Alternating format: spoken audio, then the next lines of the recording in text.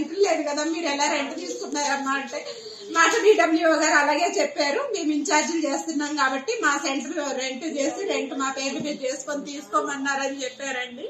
అలా 5 సెంటర్లు ఉన్నాయి. వాళ్ళని అడిగాను నేను. అడగగానే డిడబ్ల్యూఓ గారు వాళ్ళందరినీ అక్కడికి రమ్మంటే నేను సెలవు పెట్టా. యాక్చువల్ గా మా సార్కి బాగలేదండి, షుగర్ హై లెవెల్ అయిపోయి పడిపోతే సార్ హాస్పిటల్లో ఉన్నారంటే నేను 3 రోజులు సెలవు పెట్టి ఇంటికి వెళ్ళాను. 30వ తారీఖు 31, 1వ తారీఖు నేను ఇంటికి వెళ్ళానండి. ఇంటికి వెళ్ళేసరికి 1వ తారీఖు వీళ్ళు కలెక్టర్ గారి దగ్గరికి వెళ్ళి నేను తిట్టానని అన్ని చేశానని చెప్పేసి నా మీద తప్పుడు రిపోర్ట్ ఇచ్చి నన్ను సస్పెండ్ చేయించారు డిడబ్ల్యూఓ గారు. నేను అసలు ఎవరిని ఏమి అనలేదు. నాకు ఏ పేపర్ వాళ్ళు కూడా తెలియదండి. నేను ఏ పేపర్ వాళ్ళకి నేను ఏ విషయాలు చెప్పలేదు. కేవలం నా పై అధికారులని కలెక్టర్ గారికి, ఆర్జేడీ గారికి వాళ్ళందరికీ చెప్పాను. ప్రపంచంలో ఏ మూల ఏ క్షణం ఏం జరుగుతుందో వేగంగా తెలుసుకోవడానికి తొలి వెలుగు వాట్సాప్ ఛానల్ ని ఫాలో చేయండి.